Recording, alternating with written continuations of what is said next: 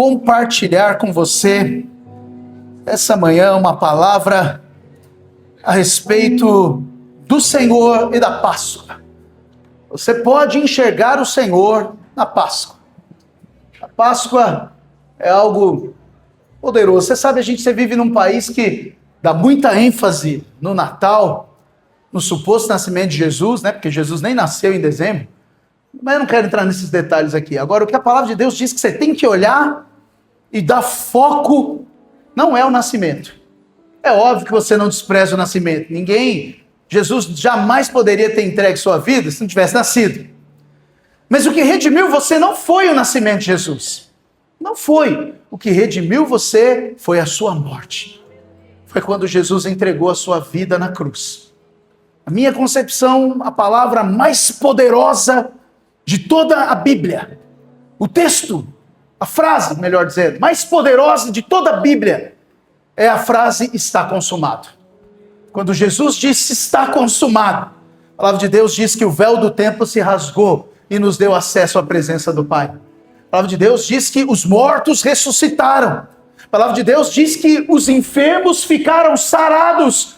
Todo mundo que estava doente ali naquele dia, quando Jesus declarou está consumado, foi curado. Tudo por quê? Porque Ele conquistou para mim e para você vida eterna. Aleluia! Liberdade eterna do Senhor para mim e para você. Por alguns minutos ainda, fecha os seus olhos, fala para Ele, Pai, fala comigo nessa manhã. Ó Deus, no nome de Jesus, apesar de mim, ó Deus, do mensageiro, eu quero declarar que o poder é todo da palavra. Por isso eu declaro que essa palavra produz um fruto no coração dos meus irmãos. Essa palavra produz uma vida sobre cada ouvinte nessa manhã. Ó Pai de amor, eu quero declarar que os meus irmãos saem daqui abençoados nessa manhã, para terem comunhão com seus familiares, com os demais irmãos, cheios de vida e representando a graça e a verdade do Senhor, a graça e a verdade do Evangelho, a graça e a verdade que vieram Cristo Jesus, o autor e consumador da fé. Pai de amor, que a palavra produza frutos no nosso coração, em nome de Jesus Cristo. Amém e amém. Aleluia. Aleluia. Irmãos, a Páscoa, ela revela muito mais do que um evento histórico. A Páscoa expõe o plano eterno de Deus para redimir o homem. Você sabe, o homem foi formado para viver comunhão com Deus. Eu gosto sempre desse exemplo, né? Não sei quantos aqui, se tem alguém aqui que é metalúrgico, e já teve ou teve a oportunidade de trabalhar numa metalúrgica ou de visitar alguma, e foi lá perto da caldeira. Eu acho que aquele lugar deve parecer igual o inferno, deve ser aquilo ali. Um lugar quente, horrível. Deus formou o homem para relacionamento e colocou o homem no jardim do Éden porque queria se relacionar com ele. Interessante que Deus não colocou o homem numa metalúrgica na frente da caldeira. Não, colocou o homem num jardim. Eu não sei o que vem à sua cabeça quando você ouve a frase um jardim. Às vezes aqui no Brasil a gente tem uns jardins que não são muito bem cuidados, né? Essa época aí você anda pela cidade, você vê as praças que não estão muito bem cuidadas. Mas um jardim, ele quer trazer para você frescor. Jardim tem que ser o lugar onde você descansa. O jardim é um lugar onde a temperatura é equilibrada. Um bom jardim equilibra a temperatura. Lá nem é muito quente e nem é muito frio. Ele equilibra a temperatura para você. Eu fico imaginando que Deus criou o melhor lugar para colocar o homem. Tudo equilibrado, tudo na medida do que o homem precisava. Por isso que a palavra de Deus deixa claro, né? Você vai ler os textos, você vê que Adão nunca ficou doente. Não tinha enfermidade. O próprio local foi todo criado para conter Adão ali. E tudo para quê? Para Deus vir na viração do dia e se relacionar com ele. O homem, por conta do pecado, perdeu esse acesso ao jardim do Éden. Mas hoje, depois de Cristo Jesus, a palavra de Deus diz que Jesus disse que ele iria para o Pai e deixaria um outro Consolador, o Espírito. O que te dá acesso a Deus é justamente o Espírito. Você se relaciona com Deus por meio do Espírito. E Jesus disse que esse Espírito estaria em você. Significa que o Espírito está em você, para você também se relacionar com Deus todos os dias. Lutas existem, pressões existem. Crises existem. As coisas não saem sempre como você quer. Às vezes você vai ouvir notícias que são surreais. Vai ouvir notícias, às vezes, que você fica... Esses dias eu conversava com o irmão e ele estava me contando uma situação que aconteceu na célula que eu fiquei chocado, revoltado, indignado. E aí eu estava dirigindo o carro, até parei o carro. Demorei para burro para chegar em casa, tinha ido levar meus filhos, era um dia de folga, tinha ido levar meus filhos na escola, na volta, conversando com o irmão, ele me falou algo, eu falei, puxa, Senhor, e na hora eu falei, Deus, por que essas coisas? Por que ainda acontecem essas coisas, Senhor? Coisas que você vê claramente a mão do diabo. Mas eu quero dizer para você que mesmo em meio a crises e pressões, você tem um Deus que está com você para sempre. Você, uma vez que recebeu a Cristo Jesus, Ele não se tornou só um visitante dentro de você. Ele se tornou um morador permanente. E uma das coisas, ele disse que iria para o Pai e deixaria o Espírito. Uma das coisas que o Espírito faz por mim e por você, a Bíblia o chama de Consolador. Ele traz consolo no meio da dor. Por isso eu sinto claramente, eu estou desviando da palavra, oh meu Deus, mas eu sinto claramente que você que está aqui essa manhã, que está enfrentando dias de luta, de pressão, você tem um Consolador. O seu Consolador é o Espírito da verdade. E Deus, para redimir o homem, criou o plano de redenção. E em cada detalhe e relato bíblico, você vai olhar o Velho Testamento, todo é uma sombra que está apontando diretamente para Cristo, o meu e o seu remidor, o verdadeiro Cordeiro que foi entregue por mim e por você. Nada é por acaso, nada. Na Bíblia não existem coincidências. Aliás, você pode crer diferente, não há nenhum problema, amém? É melhor talvez você crer diferente, porque isso é interpretação. Eu creio que para mim e para você também nada é por acaso. Nada. Você está inserido no meio de uma batalha espiritual. De um lado tem um inimigo feroz querendo te destruir, e do outro lado tem um Deus amoroso que te redimiu querendo te guardar. Por isso que nada é por acaso, nada foi por acaso na palavra de Deus. O sangue não foi por acaso, o sacrifício não foi por acaso, o tempo não foi por acaso, tudo carrega um significado e tudo carrega um significado espiritual e profundo. E se eu e você pararmos para contemplar, para pensar um pouquinho sobre a Páscoa, nós seremos convidados, irmãos, a enxergar muito além da tradição e a perceber através da Páscoa a obra de redenção de Cristo Jesus. O que é isso, pastor? Cristo Jesus redimiu o homem para relacionar o homem novamente com Deus. A pior tragédia do pecado. Às vezes você pensa que a pior tragédia do pecado é cometer o pecado. Essa pior tragédia do pecado da Bíblia não é só cometer o pecado, é a consequência que o pecado traz. E a maior tragédia e consequência do pecado é a separação do homem para com Deus. O pecado foi que separou o homem de Deus. Por isso que o Filho precisou se entregar para ser aquele que liga de novo o homem a Deus. Deixa eu te dar um exemplo claro aqui. Edinho, vem aqui, Anderson, você também, sobe aqui rapidamente. É rápido, irmãos, quanto mais rápido, mais rápido. Louvado seja o Senhor. Eu não tenho muito tempo, eu já desviei aqui. Mas imagina, fica desse lado aqui, Edinho. Imagina, fica aqui, Anderson. Imagina que o Edinho representa ao Senhor Jesus. Amém. Aleluia. Louvado seja o Senhor. Ou melhor, vou melhorar. Vou ficar mais didático. O Edinho representa Deus. Evoluiu, Edinho. Louvado. E o Anderson representa o homem. Lá no Éden, o Anderson representa Adão. Lá no Éden, eles tinham relacionamento. Até a serpente entrar e quebrar esse relacionamento entre eles. E houve uma separação do homem para com Deus. Agora o homem não tem mais acesso a Deus. É por isso, fica aqui os dois, é por isso que você vê os homens no mundo buscando significado. Buscando. E o diabo é tão astuto que ele mina isso na vida dos homens. Ele tenta destruir isso na vida dos homens. Ele tenta fazer com que você, homem, não tenha a gana da busca pelo significado. Ele faz o seu coração se esfriar. Você já reparou que a geração de hoje não se importa com nada? Nada, tá tudo bem. Tá tudo feliz com qualquer coisa, não tem nada. Você olhar tempos mais antigos, você vai ver que homens tinham uma busca desesperada por significado. Homens queriam realizar coisas grandes. A maioria hoje não se importa com nada. Perdeu, o diabo destruiu isso. Por quê? Porque a busca por um significado é um principal fator para trazer homens mais perto de Deus. Muitos vão buscar o Senhor, porque estavam em busca de um significado e não encontraram alegria em nada até encontrar Jesus. O diabo, percebendo isso, começou a romper com esse significado na vida, essa busca de significado na vida dos homens. Olha como a estratégia de Satanás evolui. O que Cristo veio fazer? Cristo veio se tornar uma ponte para relacionar de novo o homem com Deus. Para ligar de novo o homem com Deus. Para transmitir vida de novo para esse homem. A palavra de Deus diz que é impossível o homem por si só chegar até Deus se não for por meio de Cristo Jesus.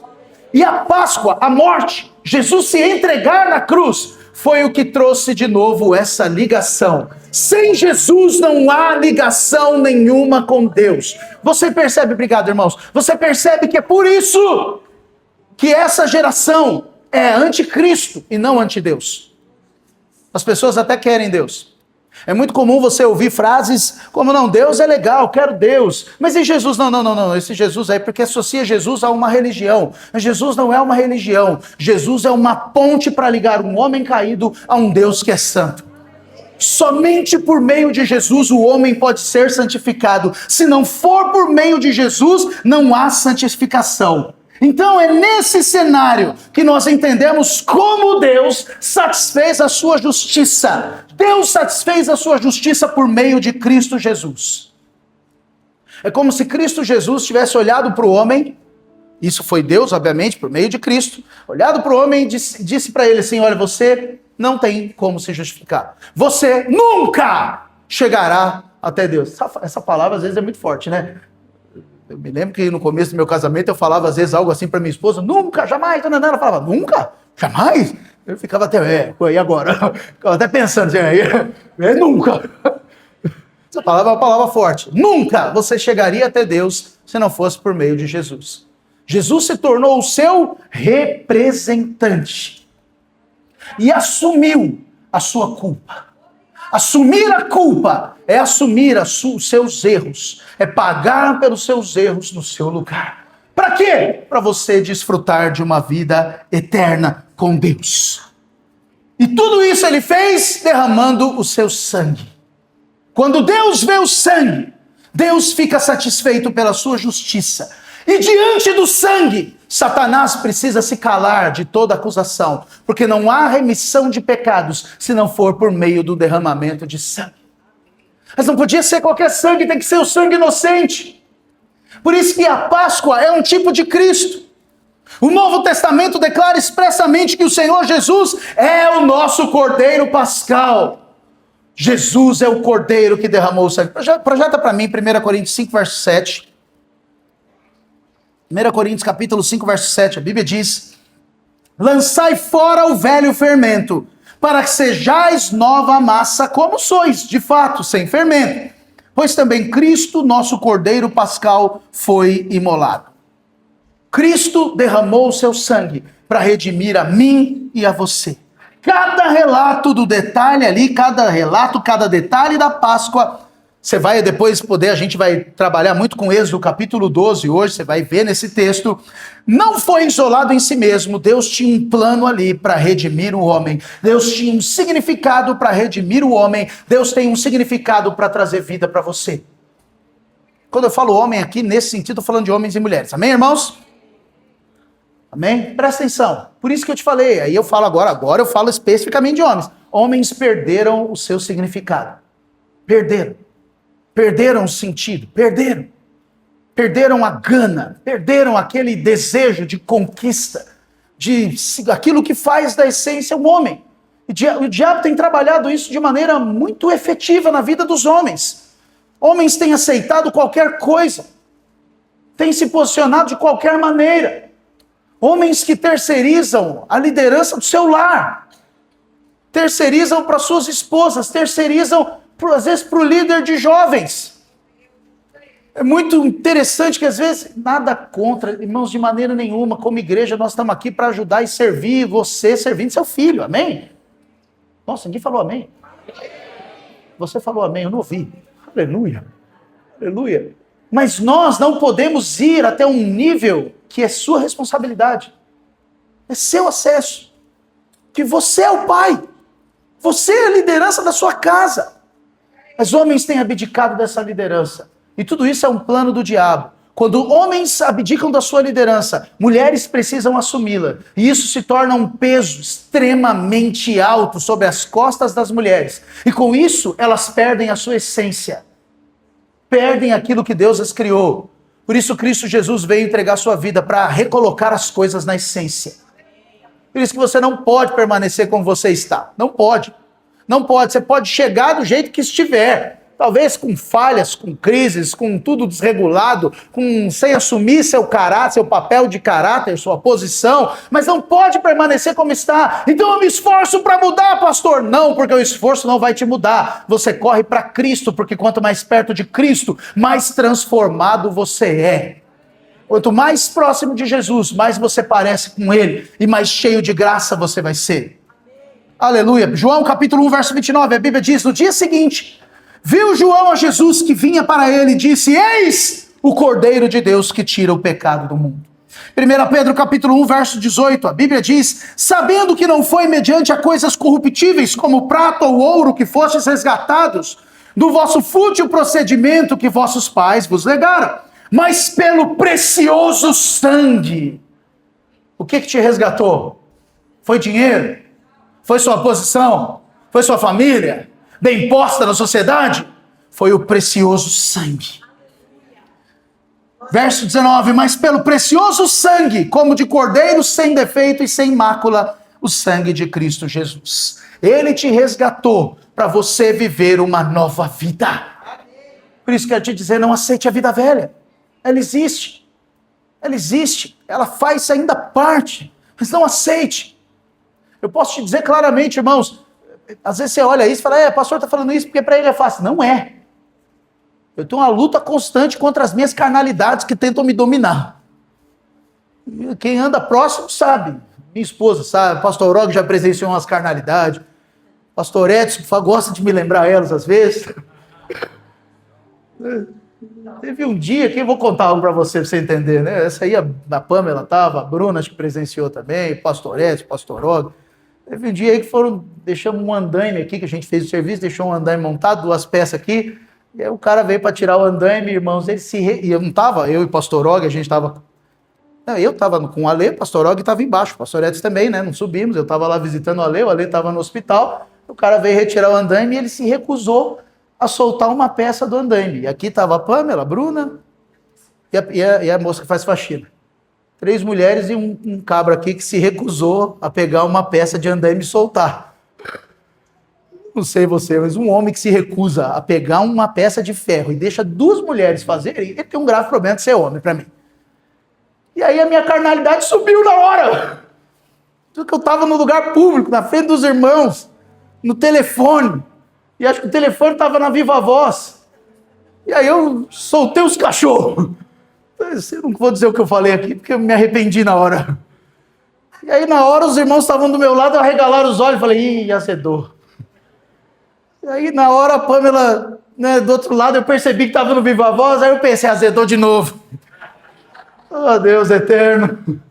Estou te contando isso, irmãos, para te falar que você tem carnalidades. Você tem crise.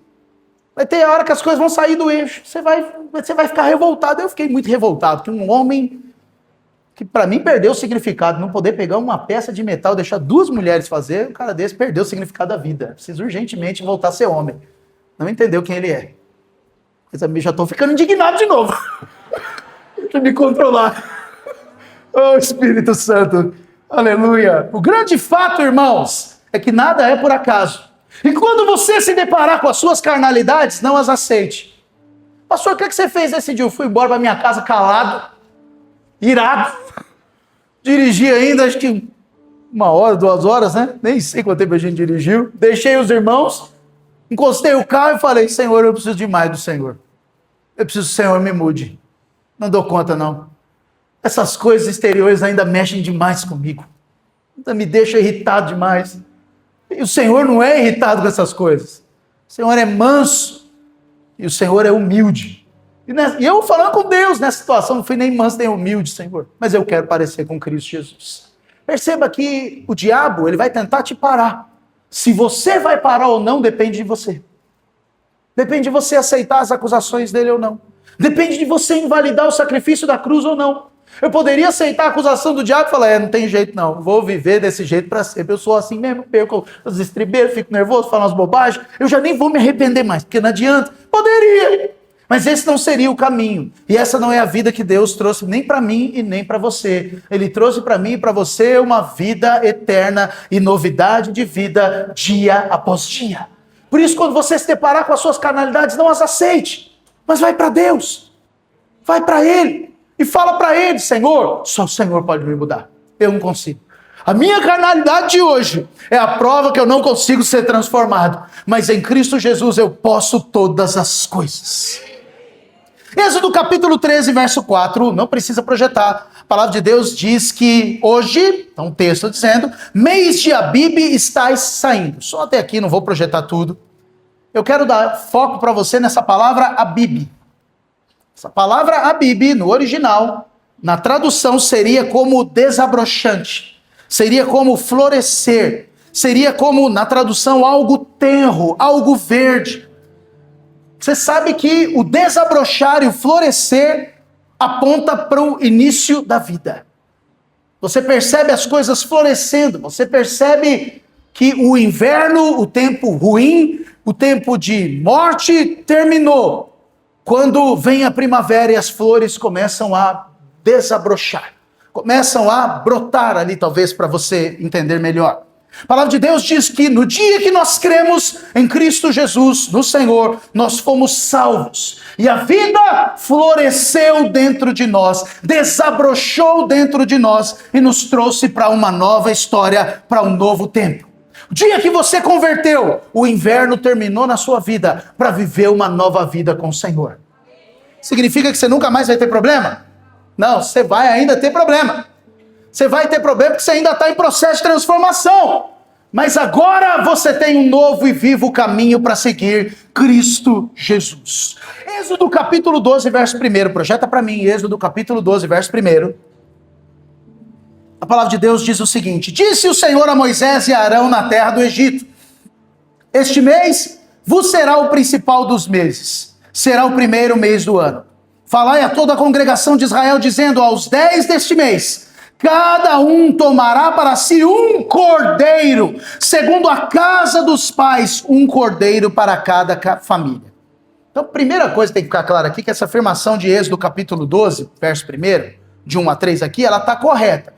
Mas eu e você precisamos entender ela do ponto de vista bíblico, do calendário bíblico. Deus estabeleceu esse mês para ser o primeiro mês no calendário bíblico. Não é o calendário que você vive aqui, amém? Não é o calendário romano-juliano que você vive aqui. É o calendário bíblico, ok? Então a palavra de Deus cita aqui que haveria um cordeiro para cada família. Então, no dia 10, eles deveriam tomar um cordeiro. E tinha que ser um cordeiro para a família toda. A palavra de Deus diz que quando o Senhor enviou o seu filho, ele tem e tem a intenção de salvar a família toda. É por isso que há uma promessa para você, de que você, para mim, eu e minha casa serviremos ao Senhor. Porque o cordeiro era para ser comido em família. Todos da sua casa estão destinados a servirem ao Senhor. Talvez você pode perguntar, pastor, mas por que ainda não serve? O que aconteceu? Porque existe uma vontade e Deus respeita a vontade de cada um. Por isso, presta atenção, é importante falar sobre isso. Eu nem tenho muito tempo, mas às vezes você deposita toda a sua esperança no encontro com Deus. Às vezes você desafia seu marido a subir a montanha dos legendários e desafia toda a sua esperança. Não, ele vai mudar lá naquela montanha, lá ele vai ter um encontro com Deus voltado para homem, lá no encontro com Deus famílias serão restauradas, e é válido, porque Deus manifesta seu poder, tanto no encontro com Deus, no legendários, tanto num culto talvez lá na sua casa, numa célula que você faça, no culto aqui de domingo, Deus manifesta seu poder, amém, irmãos? Mas nunca vai haver mudança em quem não quer, porque Deus respeita as vontades. Nunca vai haver mudança em quem não acha que tem problema. Nunca vai haver mudança em quem acha que o problema é sempre no outro. Nunca vai haver mudança em alguém que não se enxerga. Será que eu posso falar assim? Me ame no nome de Jesus. Mas é muito importante que você entenda isso.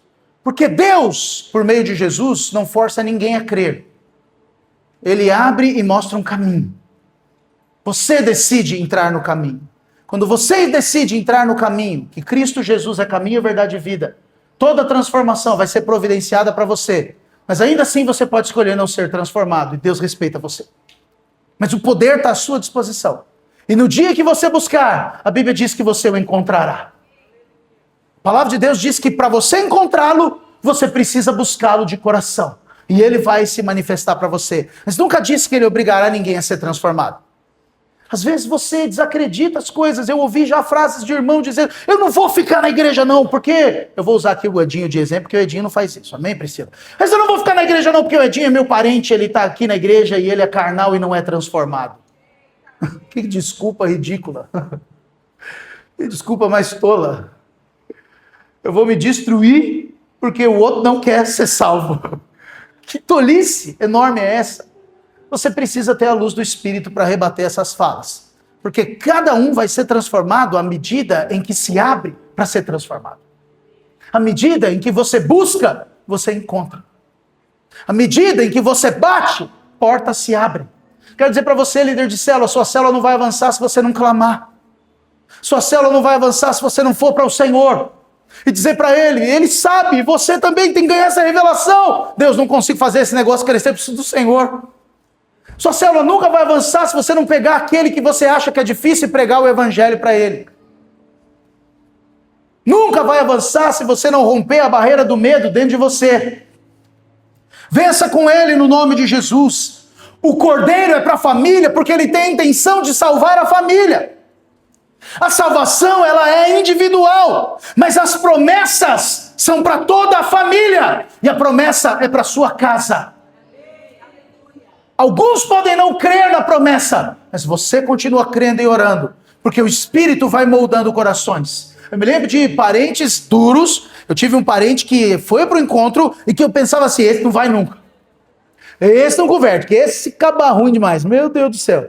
Um primo meu. Esse difícil, arrogante. Meu Deus, luta. Foi para o encontro. Recebeu Jesus. Recebeu a vida.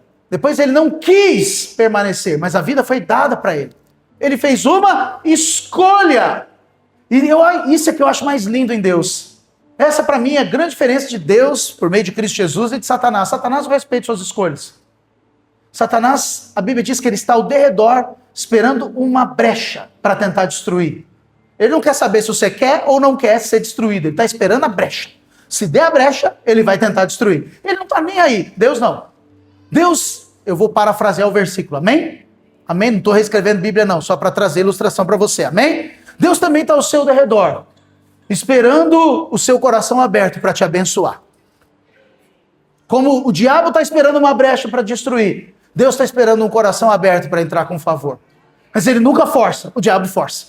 Essa é a grande diferença. Êxodo capítulo 12, verso 4, a Bíblia diz: mas se a família for pequena para um cordeiro, então convidará ele o seu vizinho mais próximo, conforme o número de almas, conforme o que cada um puder comer. Por aí calculeis quantos bastam para um cordeiro. Presta atenção, olha que coisa interessante. Não diz que o cordeiro é muito pequeno, diz que a família era muito pequena, porque o Senhor é suficiente para suprir a sua família. E ele espera que seja a sua família toda. E não é só a sua família. Ele é suficiente para a sua família e para as famílias ao redor da sua também. O seu vizinho é abençoado porque você é abençoado. Quando você come do cordeiro, o cordeiro não é só para você. É para você dividir também. É por isso que nós fazemos encontro. Por isso que nós fazemos montanha de legendários. É por isso que nós fazemos culto, é por isso que nós fazemos célula. Para quê, pastor? Para dividir o cordeiro. Para comer o cordeiro e mostrar o quanto ele é poderoso e grande. Êxodo capítulo 12, verso 5, a Bíblia diz: o cordeiro será sem defeito, macho de 1 ano. Podereis tomar um cordeiro ou um cabrito. Por que o cordeiro deveria ser sem defeito? Simplesmente porque ele ia representar a Jesus, o verdadeiro cordeiro de Deus que não tem defeito. Projeta, João capítulo 1, verso 29. Vocês aí vão ter que ser rápido, porque é muito texto. João capítulo 1, verso 29. No dia seguinte, viu João a Jesus, que vinha para ele e disse: eis o Cordeiro de Deus, que tira o pecado do mundo. Até aqui, o Cordeiro cobriu o pecado. A partir daqui, o Cordeiro tira o pecado. Você foi livre de todo o pecado. Projeta 1 Pedro capítulo 1, verso 18. A Bíblia diz: sabendo que não foi mediante a coisas corruptíveis como prata ou ouro que fostes resgatados do vosso fútil procedimento que vossos pais vos legaram. 19. Mas pelo precioso sangue, como de cordeiro sem defeito, sem mácula, o sangue de Cristo. A palavra de Deus nos mostra claramente que o Cordeiro é um símbolo de Jesus. Ele é o Cordeiro de Deus que tira o pecado do mundo. Se você creu no Cordeiro, significa que os seus pecados foram tirados e agora já não há mais condenação sobre você. Seus pecados foram removidos. Presta atenção, não estou dizendo que você não peca. Você peca. Você peca, você erra, mas quando você errar, ele já não tem mais o poder de te acusar, porque o Senhor te perdoou para sempre. Te perdoou para te dar uma vida, e uma vida em abundância. Viva essa vida em abundância nele. Olha o verso 6, Êxodo 12, verso 6, a Bíblia diz: e o guardareis até o 14º dia do mês, e todo o ajuntamento da congregação de Israel o imolará no crepúsculo da tarde. Então, o cordeiro era tomado no 10º dia, mas era sacrificado no 14º.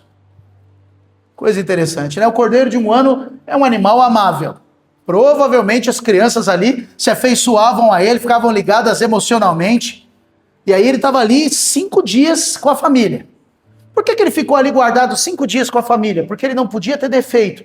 E em 5 dias poderia ser manifesta qualquer doença, qualquer enfermidade que o cordeiro tinha. O cordeiro então estava sendo avaliado. Ele estava sendo analisado. Ele estava passando ali por um crivo. 5 dias para ver, será que esse cordeiro é o perfeito mesmo? Porque para o sacrifício, para a Páscoa valer, ele não podia ter defeito. E é exatamente isso que foi feito com o Filho de Deus, com Cristo Jesus. Após ser aprisionado, a palavra de Deus diz que o Senhor foi submetido a avaliações, a alguns exames, como o cordeiro ficava 5 dias na casa sendo avaliado. Só que Jesus foi avaliado 6 vezes. 3 vezes nas mãos dos sacerdotes. A Bíblia diz que os sacerdotes o avaliaram de acordo com a lei de Deus. E não acharam culpa nele. Eu não vou ler os textos, é muito texto. Você pode pegar depois o esboço, está lá no aplicativo. Você pode pegar o esboço, pegar os textos e ler todos os textos. Amém? Os sacerdotes avaliavam à luz da lei para encontrar falha em Jesus. O interessante é que não havia falha nele. E depois ele passou sob 3 governantes romanos que testificaram e avaliaram de acordo com a lei romana. João capítulo 18 fala sobre isso. E também não acharam falta nele. Pilatos chegou a declarar: não vejo falha nesse homem. Não tem falha alguma. Por que isso? Ele passou por todos os testes e foi achado sem culpa. Por isso, irmãos, no exato dia da Páscoa, ele foi conduzido à morte como cordeiro pascal para tirar o pecado do mundo. Por quê? Porque ele não tinha pecado sobre ele. Olha o verso 6, Êxodo 12, 6. Você tinha que guardá-lo até o 14º dia do mês. Êxodo 12, 6. E guardareis até o 14º dia do mês. Olha aqui agora. E todo o ajuntamento da congregação de Israel o imolará no crepúsculo da tarde. O crepúsculo da tarde para os judeus era às 3 horas da tarde. O cordeiro era para ser morto às 3 horas da tarde. E Jesus foi morto na cruz às 3 horas da tarde. Tudo para quê? Para prefigurar para mim e para você que ele era o cordeiro que tira o pecado do mundo para sempre. Para eu e você podermos declarar, como foi dito aqui, eu encontrei o favor, a graça. Ele é o bom tesouro. Ele é a vida eterna. Ele é aquele que me deu vida. Ele é aquele que me resgatou. A palavra de Deus diz que o sangue tinha que ser aplicado. Avança para mim aí, Êxodo 12, verso 7. A Bíblia diz Tomarão do sangue e o porão em ambos os umbrais e na verga da porta, nas casas em que o comerem. O sangue era aplicado então na porta, do lado de fora. Isso significa o seguinte, irmãos, o sangue não é para que nós que estamos dentro vejamos. O sangue é para quem está fora. O sangue era para que Deus o visse e para que o diabo veja. O sangue era para isso. Deus, quando vê o sangue, fica satisfeito com base na sua justiça. E Satanás, quando vê o sangue, precisa se calar de toda acusação. Ouça, ele é astuto, ele tenta te acusar, mas pelo sangue do Cordeiro você pode exigir que ele se cale, porque você tem o sangue sobre você. Quando deu aquela minha falha lá, eu falei no telefone, fiquei bravo, falei um tanto de coisa lá, e eu fui para casa dirigindo calado, né, bravo ainda, agitado, pensando, meu Deus, que ninguém me feche agora, Senhor, por favor, eu já não estou bom, ajuda eu. Eu parei o carro, fui orar e me lembrei, eu tenho o sangue do Cordeiro. Diabo, eu errei, mas você não pode me acusar, porque eu tenho um representante diante de Deus, que derramou o seu sangue para eu conquistar a vida eterna. Pastor, o que você está dizendo? Estou dizendo que quando você errar, não permita que a acusação do diabo venha sobre você, mas apele, é isso mesmo, apele para o sangue. Eu tenho sangue, o sangue estava na porta, e por causa do sangue na porta, a família foi preservada. O sangue não está mais na porta, o sangue está em você. Significa que o diabo não pode te tocar. Não pode. Ele tenta, ele vem contra você, com dardos inflamados, procurando uma brecha. Mas cabe a você perceber e entender, eu sou guardado pelo sangue de Cristo Jesus. O sangue não é para você enxergar, o sangue é para algo exterior enxergar. Lembre-se de uma vez por todas, a palavra de Deus diz que sem o derramamento de sangue não há remissão. Não há. O verso 3, por exemplo, diz que quando eu vir o sangue, passarei por vós e não haverá entre vós praga destruidora quando eu ferir a terra do Egito. Olha que interessante, o Senhor não diz assim, ó, quando eu enxergar suas obras de caridade, eu vou passar por você e você vai ser liberto. O Senhor não diz assim, quando eu enxergar a sua justiça, que você não fica mais bravo porque tem alguém que não tirou o andaime de cima e deixou as mulheres tirarem.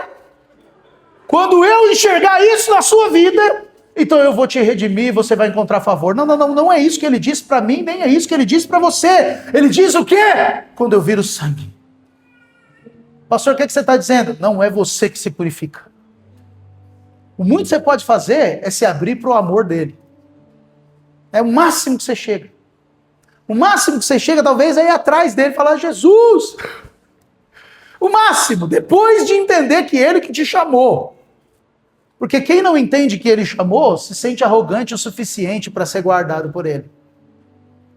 Quando não percebe que ele chamou, se sente arrogante o suficiente para amar a si próprio em detrimento de outras coisas. Aquele povo, queridos, ele tinha uma aliança com Deus. E mesmo tendo uma aliança, foi preciso aplicar o sangue na porta, nos umbrais. Só que isso não tem nada a ver com você nos dias de hoje, não tem nada a ver com as suas boas obras. É uma figura para apontar para mim e para você que é tudo pelo sangue. Eu vou falar algo para você aqui que não é muito usual de falar em púlpito de igreja. Mas aqui os pastores estão comigo, eles não vão ficar chateados. Tem gente que até hoje pensa que é o seu dízimo que te faz abençoado. E que quando não dizima, você vai ser amaldiçoado. Aí eu venho aqui para te falar, não é assim. Não é. A gente pode discutir um monte de coisa sobre o fato de não dizimar. A gente pode, alguns gostam de falar infiel, avarento. Eu talvez prefiro usar uma abordagem um pouquinho mais, na minha visão, pragmática. Não é. Você não confia em Deus, que Deus vai suprir. Por que você não dizima? Você não dizima porque não confia que Deus vai te sustentar. Porque talvez você não teve experiência com o sustento de Deus sobre você. O que você precisa? Experiência com Deus. Mas isso vai te fazer amaldiçoado? Não posso mentir para você, não vai. Não vai. Você talvez pode olhar e concluir, eu não dizimo, eu sou infiel. Eu também não posso tapar só com a peneira, você é infiel mesmo. Você não dizima, você é infiel. Mas você não é abençoado por isso? Não, porque seria a mesma coisa que dizer que é você que conquista a bênção porque você dizima. E não é assim, a Bíblia não diz isso. É uma mentira. Se alguém diz isso para você, é uma mentira. Você não conquista a bênção de Deus por você. Seu dízimo não move a Deus, assim como a falta dele também não move. A falta dele revela onde está o seu coração, a sua confiança, mas não diz que você é amaldiçoado. Então, pastor, como é que eu posso ser abençoado se eu sou infiel? Você é abençoado porque você confia nele. E ele é capaz de te suprir, mesmo quando você é infiel. Porque você é infiel, mas ele permanece fiel para sempre. É por isso que eu vou viver infidelidade? Claro que não. Todo avarento só pensa em dinheiro. O avarento ele fica em crise porque cobra o cursão. Cobra o cursão porque tem um custo para pagar energia elétrica, é só para ajudar a pagar energia elétrica. Cobra o cursão porque a apostila tem um curso. Pastor, é um absurdo. Todo avarento tem a mesma frase. Eu espero que você não seja avarento. Oh Deus, eu falo ela. Não sei nem se eu falo ela. Todo avarento tem a mesma frase. Qual a frase do avarento? Você vai descobrir o avarento por essa frase. As coisas de Deus têm que ser de graça. Ela é de graça desde que ela não tenha custo. Se você topar, a gente entrega o prédio, vende as cadeiras, vende o som e reúne aqui na praça de trás que o Hannes fez evangelismo. Aí não tem custo, nada custa. Fica tudo de graça. Mas meio-dia vai fazer calor. E quando chover vai ter que ter sombrinha. E nós vamos precisar ficar um pouquinho mais alto, vai ter que arrumar um caminhão. Para o caminhão, a gente sobe no caminhão. As coisas têm custo, para de ser avarento, querido, no nome de Jesus. Mas mesmo sendo avarento, você pode ser abençoado. Desde que você não confie na sua justiça. Confie na justiça de Cristo. Eu nem faço baseado em mim, eu faço baseado nele. Por isso que todo dia você pode levantar a mão e dizer, Senhor, mesmo que eu seja infiel, o Senhor permanece fiel para sempre. Para sempre. Oh, aleluia. A palavra de Deus diz que o cordeiro deve ser comido. Projeta para mim Êxodo capítulo 12, verso 8. Êxodo 12, 8. A Bíblia diz, naquela noite comerão a carne assada no fogo com pães asmos e ervas amargas a comerão. Não comereis do animal nada cru, nem nada cozido em água, porém assado ao fogo, a cabeça, as pernas e a fressura. Nada deixareis dele até pela manhã. O que, porém, ficar até amanhã, queimá-lo-eis. É para comer assado. Eu fico impressionado como Deus ama churrasco. Aleluia. Oh, como Deus é um negócio de vegano, não é com Deus. Louvado seja o Senhor. Deus é do assado. Oh, glória. Mas o cordeiro não podia ser comido cru, nem cozido na água. A Bíblia diz que era assado no fogo. Isso aponta, significa que quando Cristo Jesus foi levado para a cruz, ele levou sobre si, ele foi levado ali como o Cordeiro de Deus, e todo pecado e transgressão foram derramados sobre ele. E Deus, isso é para mim uma das partes também fundamentais da palavra, porque Deus é santo e justo, e Deus não pode negligenciar o pecado. O pecado não podia ser deixado de lado. Só que também Deus é amor. E como que um Deus que ama vai punir o pecado? Então, para reconciliar, para trabalhar ali a sua justiça e o seu amor, Deus enviou seu filho. Para quê? Para ser moído. Eu vou usar uma palavra que não é muito usual, nem muito bíblica, mas para facilitar para mim e para você. Amém? Para ser destruído na cruz. Interessante de você assar a carne é que se você largar ela lá há muito tempo, o que vai acontecer com ela? Ela vai destruir. Na água, se você estiver cozinhando na água, a água vai secar. Não é possível que você não vai perceber a água secar inteira. Demora muito mais para destruir, para perder, quando está cozido na água.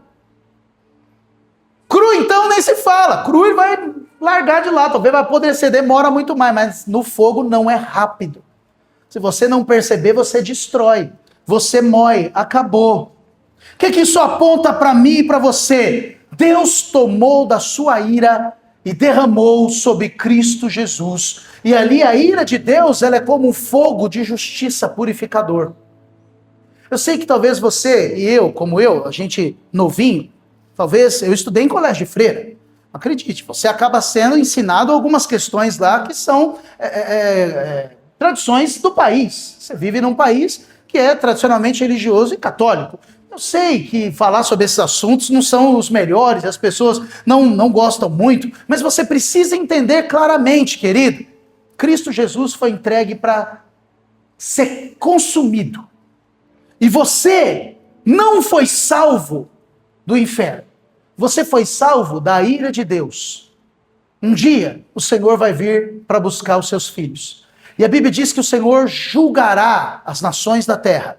E aquele que for achado justo, justo por quê? Porque recebeu o sangue que purifica, esse será salvo. Aquele que não for achado justo, ele será o quê? Condenado. Então ele é condenado para satisfazer a justiça. E a justiça de Deus, quem condena para o inferno é o Senhor.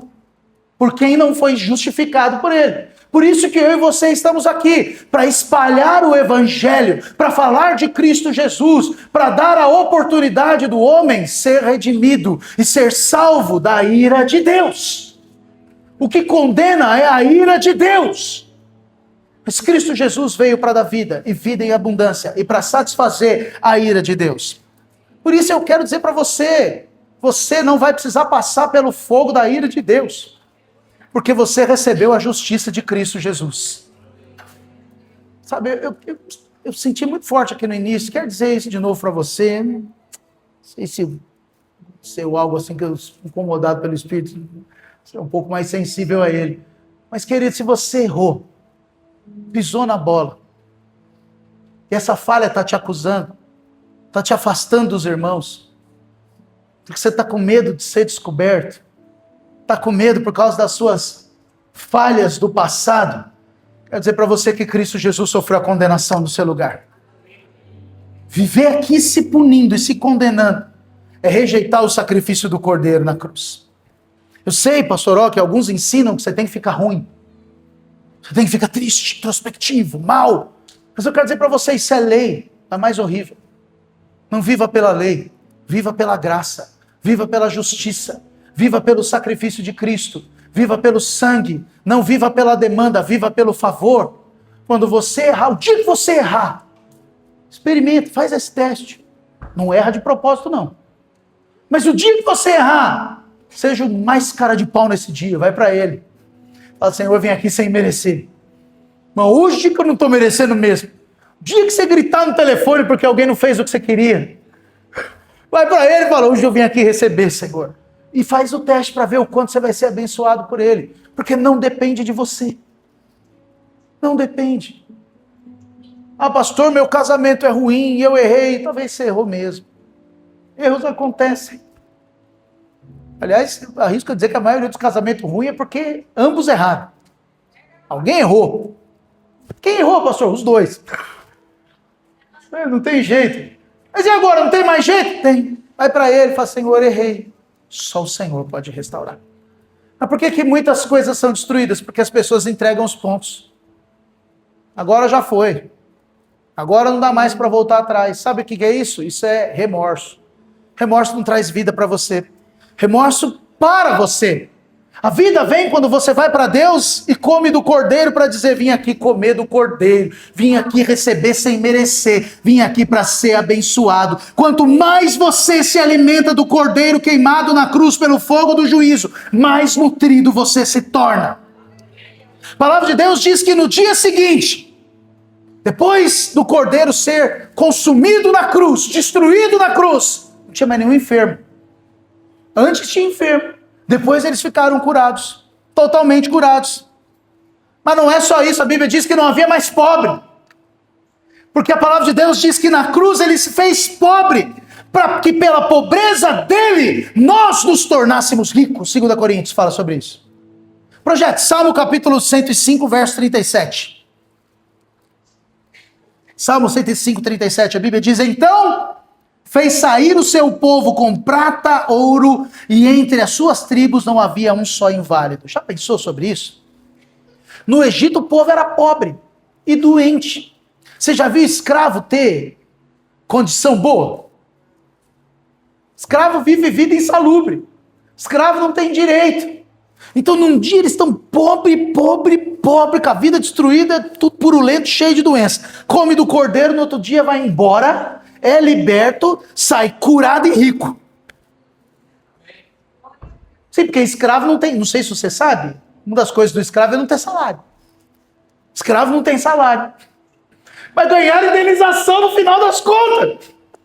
E a Bíblia diz que não tinha um só inválido. Viveram como escravos, mas não terminaram como escravos, terminaram curados. Como escravos eles eram todos pobres, mas no dia seguinte, como filhos que comeram do cordeiro assado, que foi destruído ali, eles saíram com ouro e com prata. O foco aqui, obviamente, não é o ouro e a prata, não é o dinheiro. O foco aqui é a prosperidade sobre você. Prosperidade é muito maior do que dinheiro. Prosperidade, eu vou dizer para você que é prosperidade, eu quero que você ore por isso. Prosperidade é sim você ter dinheiro. É você ter um bom casamento. É você ter um bom relacionamento com seus filhos. É você ter um bom relacionamento com sua casa. É você ter um bom relacionamento no seu trabalho. É você sentir alegria todos os dias. Isso é prosperidade.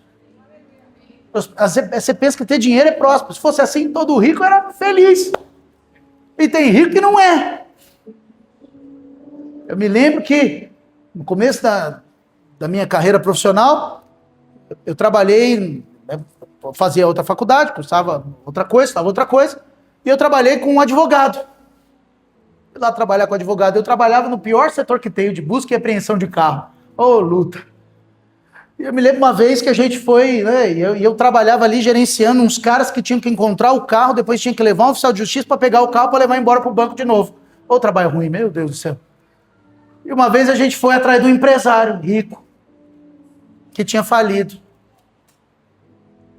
E que queríamos pegar o carro, queríamos prender o carro, e chegando lá, aquela coisa, situação terrível, e a pessoa lá que nos atendeu, talvez funcionário, não sei direito quem era, disse, não tem como.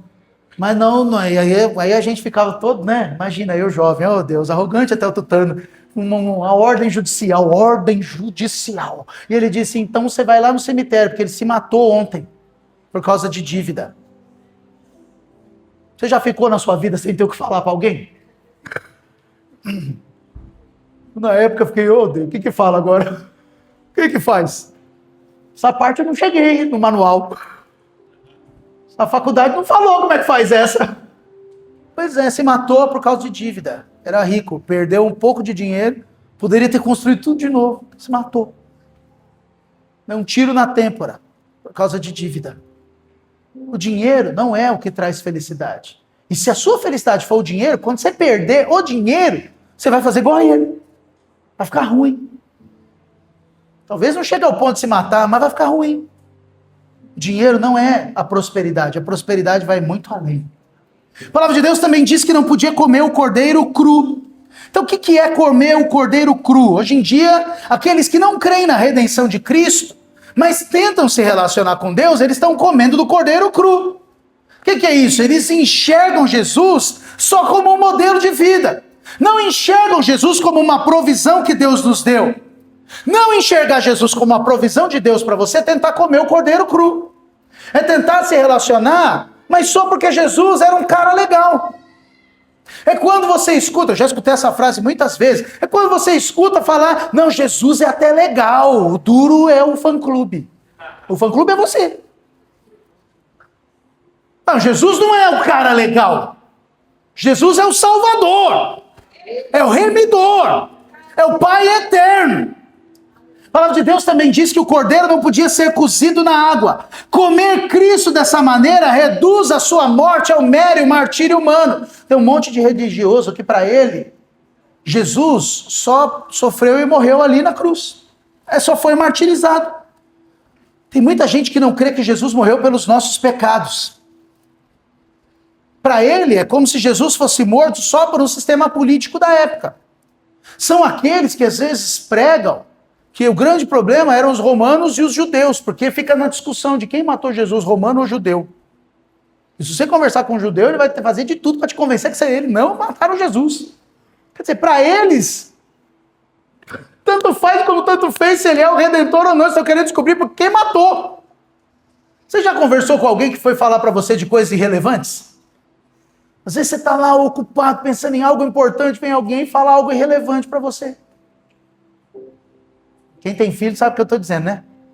Às vezes, filho, você está ocupado, enrolado, fazendo alguma coisa importante, filho vem e fala para você uma coisa na hora que não é aquela hora que você está ali. Você está com outro.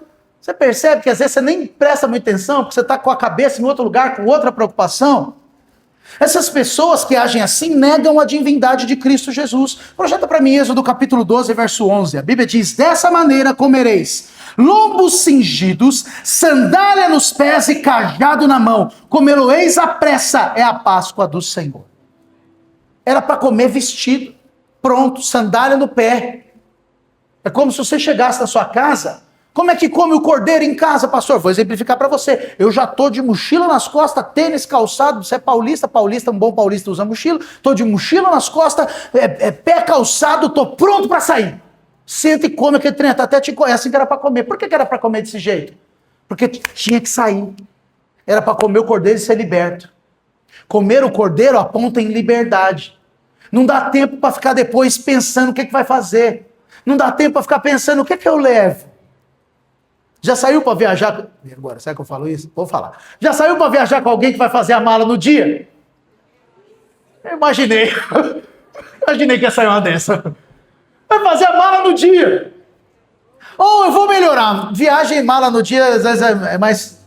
Acontece, mas não é tão... Já saiu com aquela pessoa que para na frente do guarda-roupa, domingo de manhã, 9h30, olha para o guarda-roupa e diz assim: estou sem roupa. Não dá um desespero? Você não fica pensando assim: meu Deus, põe qualquer uma agora. Põe o que tem. Qual que serve? Põe a que serve. Não fica assim? Por quê? Porque está na hora de sair. É pressa, é rápido. Vamos agora, já. Não dá tempo de pensar. Põe qualquer uma e vamos embora. É mais ou menos isso que o Senhor está falando. Fica pronto. Pronto para sair. O cordeiro deveria ser comido, a Bíblia diz que deveria ser comido com pães sem fermento, porque todo o fermento tinha que ser retirado, e o fermento na Bíblia aponta para o pecado. O Senhor falou para comer sem fermento, o Senhor falou do fermento dos fariseus. Paulo mandou lançar fora do velho homem, todo o velho homem é o fermento. Lança fora todo o fermento da sua vida. Pastor, não consigo. Eu sei, vai para ele consegue. Ao mesmo tempo que nós comemos o cordeiro com o pão sem fermento, nós temos que comer o cordeiro com ervas amargas. Isso simboliza que o nosso arrependimento, ele é o gosto amargo referente às coisas pecaminosas. Pastor, o que é isso? Isso é o seguinte, filho, o dia que você entendeu o quanto o pecado é destrutivo, você não quer voltar nunca mais para lá. Você olha para o pecado pensando: nunca mais eu quero estar aqui. É aquele camarada, eu conheci um jovem, né, veio para mim lá na igreja, que eu era discipulador, 18 anos, devia 500 mil reais. Hoje 500 mil reais é muito dinheiro, mas você talvez pense assim, né? Eu quero que você pense isso há 20 anos atrás. 20 não, há 10 anos atrás. Quanto que era 500 mil reais há 10 anos atrás? Era muito, muito, muito dinheiro. Não sabia nem contar esse tanto de dinheiro. Eu acho que eu não sei até hoje contar esse tanto de dinheiro, que eu nunca vi esse tanto de dinheiro. Ele veio dever. Qual era a esperança que ele tinha? Ele dizia claramente para nós: eu nunca vou conseguir resolver isso. Nunca. Pois se converteu, encontrou a graça, serviu ao Senhor. Hoje é muito bem de vida, comprou até um time de futebol. Deus mudou a história de alguém que não tinha esperança. Eu não estou falando de dinheiro, irmãos. Eu estou falando de esperança, eu estou falando de ser transformado, eu estou falando de encontrar algo que não dava para mudar, que não tinha como haver nenhuma sombra de transformação. Projeta para mim, Êxodo 12, verso 11, eu quero dar mais ênfase nisso, presta atenção para a gente encerrar. Dessa maneira o comereis, lombos cingidos, sandálias nos pés, cajado na mão, comê-lo-eis à pressa, é a Páscoa do Senhor. Essa era a maneira do povo comer o cordeiro. Enquanto eles comiam o cordeiro, eles estavam ali se constituindo como um exército. O exército de Deus. E o exército de Deus tem que ter outra característica. Ele tem que estar pronto para a batalha. Então, irmãos, poucos ainda entenderam. Ou melhor, deixa eu melhorar. Não poucos não. Alguns não entenderam que estão numa batalha espiritual. Êxodo diz que eles comiam com os lombos cingidos. O que é isso? Antes eles eram frouxos, parados, não tinham diligência, mas depois de entender quem é o cordeiro e se converter e entregar o coração para ele, eu e você nos tornamos alguém que é firme, que é equipado, que está pronto para a batalha. Você está numa batalha espiritual. Às vezes você pode olhar e falar, ô louco, pastor, você vai fazer culto de homem, segunda-feira, depois quarta-feira tem que vir orar, e aí sábado tem encontro com Deus, nossa, mas para que tudo isso ali? Quinta tem célula, e tem outros que vão falar, segunda e terça tem curso, e sábado ainda o pastor Og não vai nem cancelar a aula, misericórdia, quanta coisa, e ele fica aqui, não vou mesmo. E aí você fica, credo, que ativismo, que tanto de coisa, filho, você não entendeu que você está na guerra. Você está na guerra. Guerra não tem descanso. Está na batalha. É uma batalha espiritual. De um lado tem um inimigo feroz querendo roubar, matar e destruir. Do outro tem eu e você querendo liberar o poder da vida. E o poder da vida está em Cristo Jesus. Por isso que você quer me ver participar de alguma coisa? Me chama para orar. Eu vou orar com você. Chama para orar. Minha esposa às vezes ela fala, você é para empurrar carro? Você vai. Você é para velório você vai, não gosto de velório não, mas eu vou. Você é para festa você não vai. Eu confesso que eu não sou muito da festa mesmo não, né? Minha festa é ficar mais os outros 4 da minha casa, eles gostam de festa. Eu não sou muito festeiro não. Mas você quer que eu vou? Me chama para orar. Quando tiver para orar eu vou. Porque orar é batalha. E orar é o que me alimenta. E orar é o que traz vida. Quando você entender que orar traz vida, e o que você precisa? Você precisa de dinheiro? Não, filho, você precisa de vida, porque com a vida vem a sabedoria, e a sabedoria te faz adquirir as riquezas. Sem sabedoria, você se enrola. Eu conheço pessoas que trabalham. Trabalhador, gente. Homem trabalhador. Não é vagabundo, é trabalhador. Trabalha bastante. Acorda cedo, volta tarde, é esforçado. Mas não tem nada. Por que não tem nada? Porque está com o coração no lugar errado. Colocou o coração no lugar errado. Colocou o coração no dinheiro e largou o Senhor. Se largar o Senhor, filho, vai faltar para você a sabedoria. E se faltar a sabedoria, com dinheiro na sua mão, você vai fazer besteira. Consegue perceber o que eu quero te dizer? E a Bíblia diz que se você precisa de sabedoria, você pede para quem? Quando você vai pedir para Deus, você está fazendo o quê? Você está orando, você está falando com Ele. Então você quer prosperar, ao invés de ficar lá, Senhor, eu não prospero, vai para Ele e fala, Senhor, eu quero a sua sabedoria para administrar meus recursos. Eu fiz essa oração um dia, irmãos. Fiz essa oração um dia. Eu era seminarista. Casado seminarista. Eu fui meio sem juízo mesmo na época.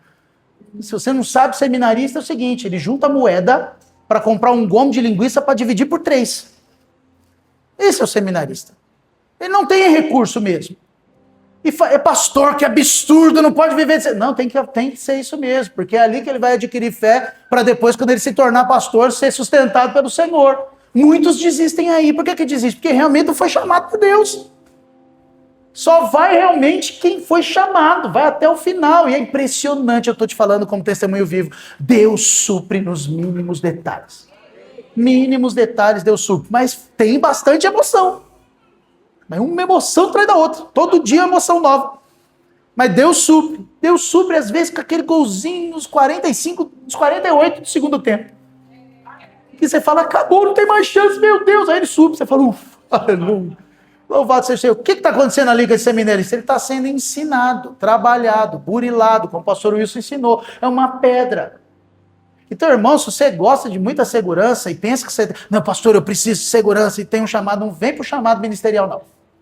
Melhor, você vai se frustrar. Agora, se você entendeu que quem te sustenta é Deus, e o Senhor é o seu pastor que não vai deixar faltar nada, vai suprir você, vai guardar você. E, de novo, a gente associa só a dinheiro. Me lembro uma vez, acho que isso aí já deve fazer uns 8 anos, foi um culto aqui, que lá no outro prédio ainda, tinha encontro com Deus de manhã. Nós vamos passar por isso. Vai ter encontro com Deus, vai ter culto. Eu vou voltar para fazer o culto. Os irmãos cuidam do encontro. Mas culto de manhã, quando tem encontro com Deus, é um teste para o pastor. E eu me lembro que eu cheguei nesse culto, estava tendo encontro, eu cheguei no culto. Eu vou te falar, isso para mim é prosperidade. Eu entrei no culto, tinha eu e 3 irmãos. Aí eu olhei para um deles que era líder, falei, tem eu e você aqui. Eu prego, você escuta. Você ora e eu falo amém. Só sobrou nós, o resto tá tudo no encontro. Aí chegou depois mais uma meia dúzia de irmãos aí, mais uns 10 irmãos, 20. Foi um culto com uns 20, 30 irmãos, no máximo. O resto estava tudo no encontro. Só que tinha 4 visitantes. nesse dia. E eu me lembro, irmãos, porque eu vou falar para você, pastor gosta de pregar na igreja que o povo está saindo pelos lados. É ou não é, pastor Ódio? Quando não tem lugar, alguém vem e fala, pastor, não tem lugar. Aí o pastor fica, puxa, que luta. Mas dentro dele ele está assim, aleluia. Senta os jovens no chão, ô glória. E aí, irmãos, naquele dia eu olhei o prédio e eu falei, Senhor, eu quero pregar para esses 20, 30 irmãos, nem sei se era 20, talvez menos. Eu quero pregar para esses 20 como se eles fossem a totalidade aqui. Estava todo mundo aqui. Eu quero ser intenso para ministrar. Eu fui orar. Porque na hora, irmãos, a zanca diminui. Ou você que lidera a célula, quando falta um monte de gente na sua célula, tem você, sua esposa e seu filho sentado, você faz animado igual se tivesse 20 membros. Não mente, não. Fala a verdade. Você fica também meio assim, o povo me largou, me deixou, aquela coisa assim. O diabo começa na sua cabeça, não vai vir ninguém mais. E agora, não. Aquela história toda. Irmãos, naquele culto converteram os 4 visitantes. Eu louvo ao Senhor, não sei quantos desses lembram aqui. Eu sei que a Anísia era um desses visitantes, o Alexandre era um desses visitantes, o João Bernardo era um desses visitantes. Nasceram de novo. Anfitrião, líder de célula, gente com o coração envolvido. Quer dizer o seguinte, isso é prosperidade. Isso é Deus cuidando de você na hora que você nem enxerga. Eu gosto sempre de pensar na casa da Anísia, porque depois que ela converteu, os filhos converteram também. As filhas. Santificou a família. Entrou com graça e favor. Às vezes a gente erra no meio do caminho, né, João Bernardo? Às vezes a gente erra. Mas a graça e a bondade de Deus se manifestam sobre nós. E até aqui nos ajudou ao Senhor. Você está comigo? Fica de pé no seu lugar. Vamos ter uma palavra de oração.